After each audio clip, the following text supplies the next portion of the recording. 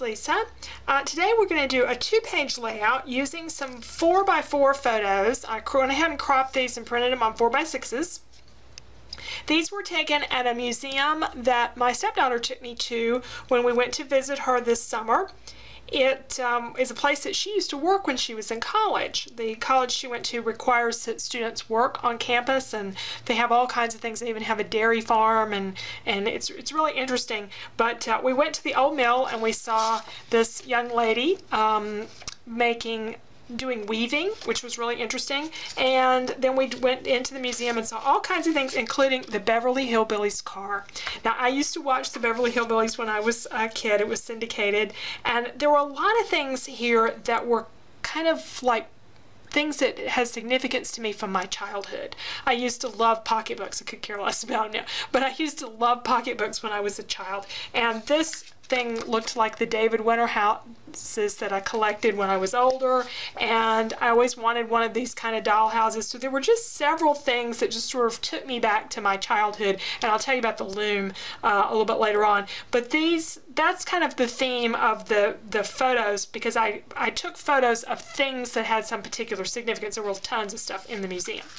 Now for our 2-page layout, I have this sketch that I've done here, where we're going to put these 4x4s, a lot of them along the bottom edge, and then a couple that we're going to emphasize up here. I thought this would look really good on some wood grain paper, and I also liked the idea of finally using these doilies. It is still summer. I am still working through my stash, trying to cull down some stuff that I have had for a really long time, and these doilies are part of that. I bought these at Hobby Lobby back in the they were near the crocheting threads and stuff like that, but they were designed to be, I think, jar covers, and I may have used one of them somewhere along the way, but I thought it would be fun to use one. Probably this one I think is going to be about the right size for what I want as an embellishment on this page, since the museum had a lot of old-fashioned kinds of things, and this also I can kind of tie into growing up and childhood. So I want to do a wood grain page. I have a lot of wood grain paper, but I don't have more than one sheet of any one kind. This is from Simple Story Summer Vibes. It came with a whole bunch of different wood grains, but they were all different colors. So I only have one of this. Let's see which one looks the best with the photos.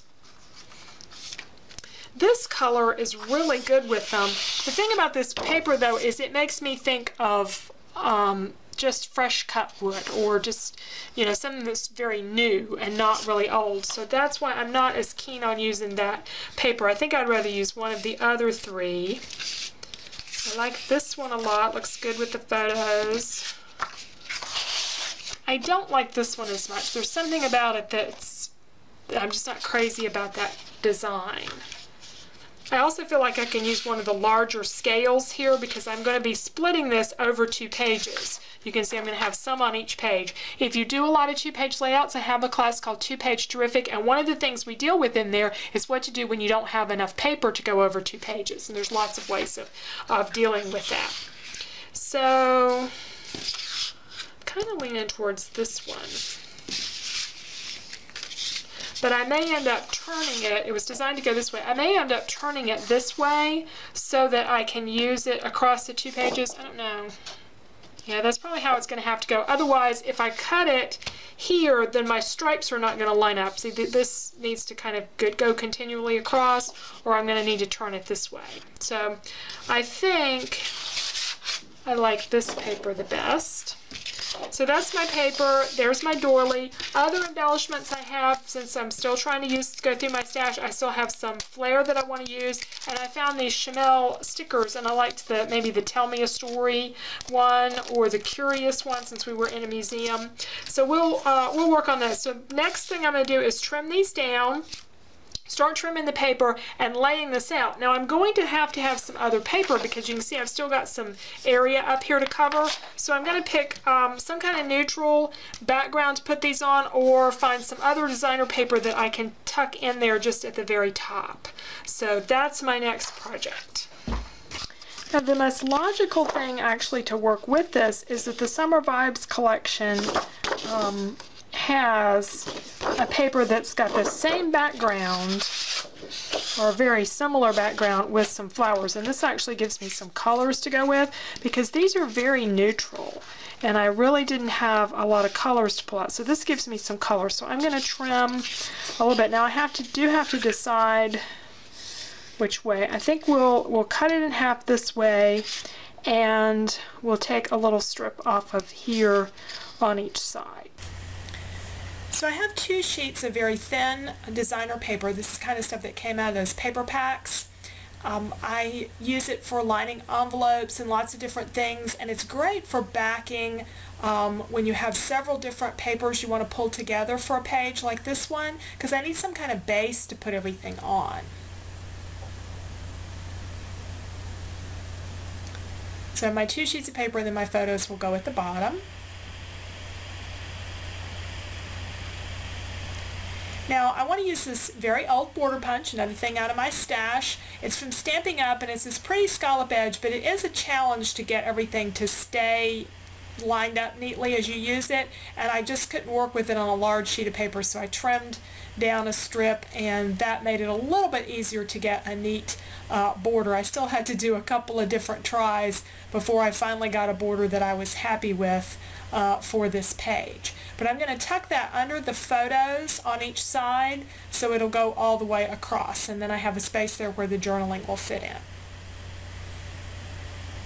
Picking out some embellishments. These were some I had selected early in the summer that I knew I wanted to use.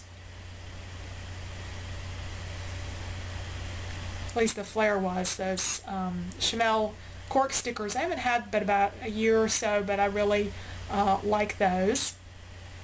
And I just haven't used them a whole lot. They're large, and I think that's nice. I was pleased with that when I first got them, but they just don't go on everything. Picking out some washi tapes here that will go behind that doily and under some of the photos.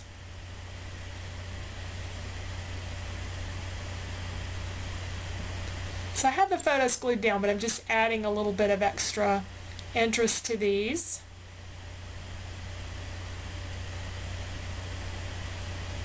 That gold washi tape is one from Stampin' Up! You don't get a ton of tape per roll, but I have never ever used up a full roll of washi tape of anybody's brand, and they have a lot of their washi tapes on their clearance rack right now. So if you happen to be doing a Stampin' Up! Order, don't overlook the clearance rack because they've got lots of washi there if you like it.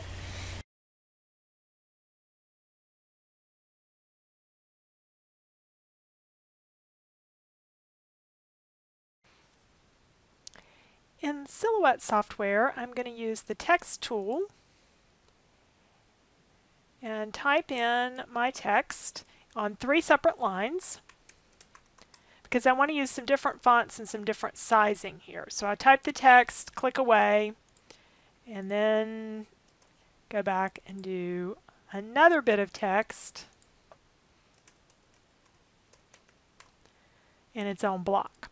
So now I can take these and select my fonts. And I've already played around with the fonts a little bit, so I have an idea what I want. I want some very traditional looking things, some of the serif fonts that have those little tails kind of to the letters, because I don't want it to look too modern. And I also really like to work with script fonts because I like the look of them. It's something different than what I can get with thickers, and also they'll cut welded together all as one piece or just a few pieces, and it makes it a lot faster to glue everything on. But the word reminders, I think I'm going to stick with the regular font for this. I don't want it to go over 5 inches, but we'll see when we change the font how large this ends up being. And that's how much space I had on my page.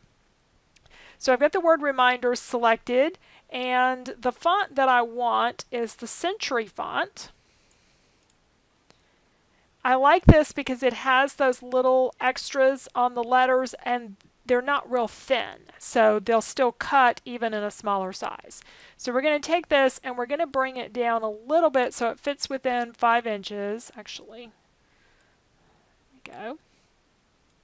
It can be a little taller though. Okay. And I think I'm going to use the same font for OV, so I'm not using so many different fonts.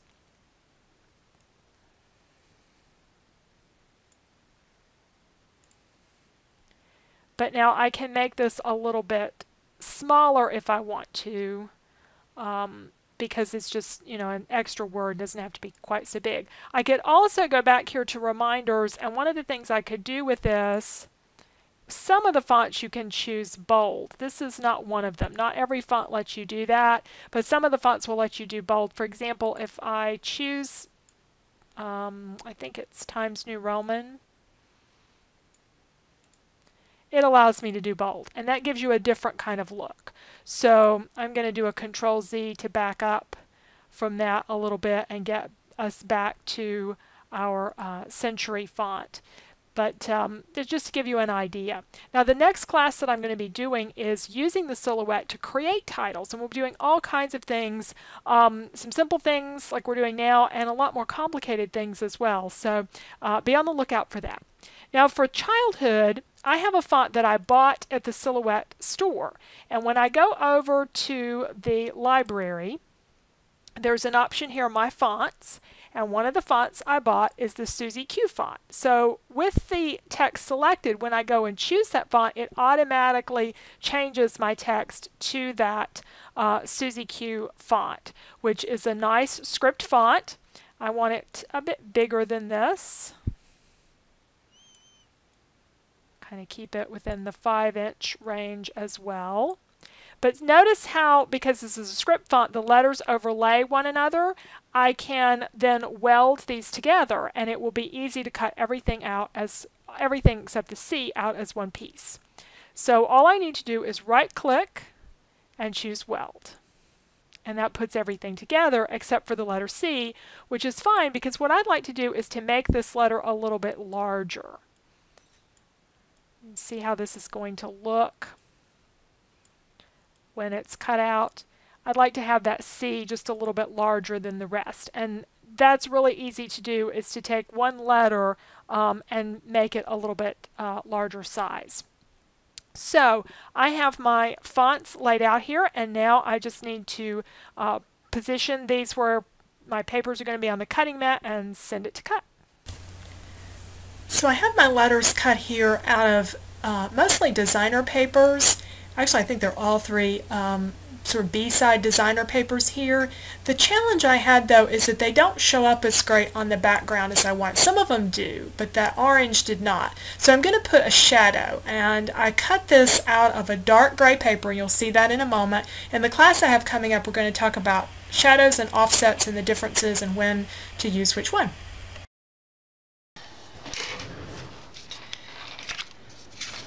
Okay, so I finished all this up with the dark gray background and just glued this together. I glued the first two layers with the Zig glue pen, and then I glued everything on with a little bit of Tombow adhesive. And in the class we're going to do more with handling these small letters and easy ways of doing that. So the other thing that I've done is gone ahead and glued on this embellishment group over here, but it needs one more thing. I think it needs a flower, and I went and looked for orange flowers. I had one left in this particular group, and it's just perfect, I think, for this area. So I may have to use hot glue for this, but I'm going to try the Tombow adhesive first, and we'll see if it holds. Okay, that in place. Now, the only other thing that's kind of bugging me about the page is that I have this, and I feel like I don't have anything over here. So I think I'm going to have to get those back out and either put the other heart over here. Oh, I hadn't seen this one, the circle one. It's a little bit larger. That's kind of neat. There's the clock and the suitcase. Let's see about this one. Yeah, I think I like that. I think I like the larger one here. Okay, so that finishes off our 2-page layout. So we've got our 7 photos on here in our embellishment group. Oh, I haven't put the date up here. I'll need to slip a date up here. I'll just put a date sticker and put that in to finish up the page. I did some washi tape here, as well as the pieces here to kind of bring that color together. I got to use some things out of my stash, including an older punch and these embellishments that I've had for a while, and definitely this doily. I've had that quite a long time, and that held really well with the Tombow adhesive. And as I say, some of these larger embellishments, I may have to go back over them with some hot glue. Go ahead and give you some close-ups of this. The sketch for this will be over on my blog, and if you like 2-page layouts, I have a whole class called 2-Page Terrific. You can also check that out via my website. So thank you so much for joining me today, and I hope you'll come back and watch more videos.